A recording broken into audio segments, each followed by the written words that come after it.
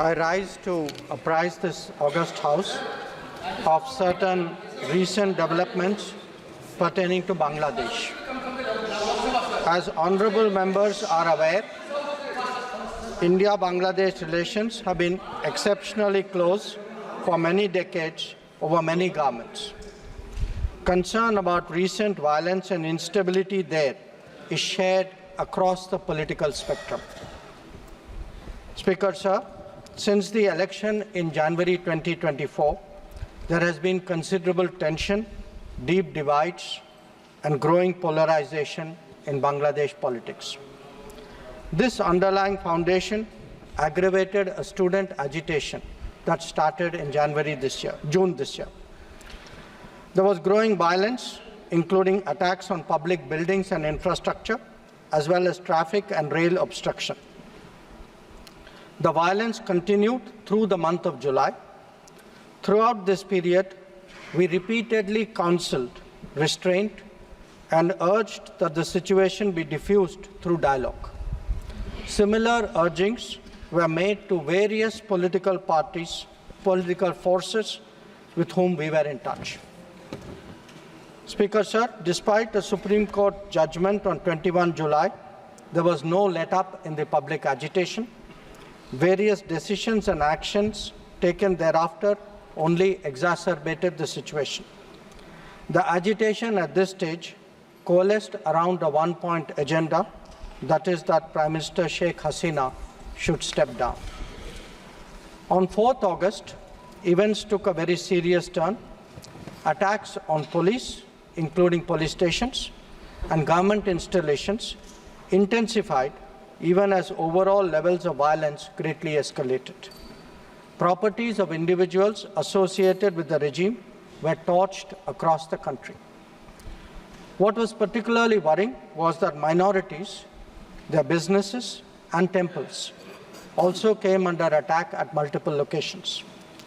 The full extent of this is still not clear.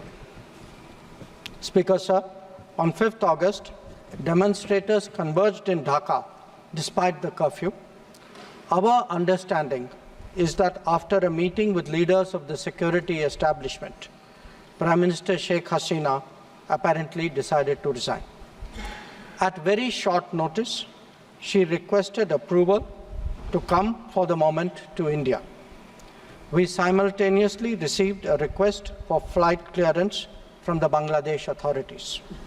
She arrived yesterday evening in Delhi. Speaker, sir, the situation in Bangladesh is still evolving.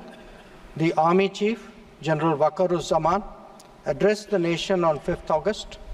He spoke about assuming responsibility and constituting an interim government.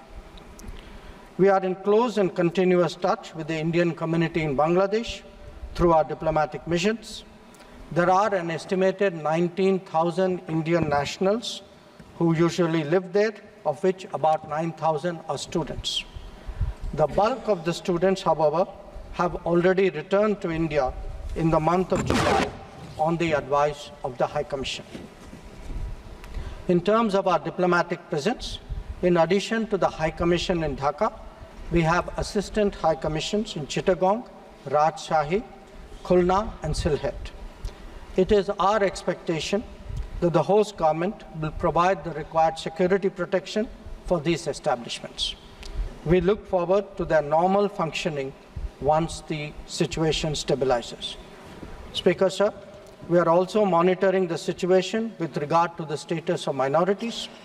There are reports of initiatives by various groups and organizations to ensure their protection and well-being. We welcome that. We welcome that and will naturally remain deeply concerned till law and order is visibly restored. Our border guarding forces have also been instructed to be exceptionally alert in view of this complex situation. Speaker, sir, in the last 24 hours, we have been in regular touch with the authorities in Dhaka. This is the situation as of now. I seek the understanding and support of the House in regard to sensitive issues regarding an important neighbor on which there has always been strong national consensus. Thank you.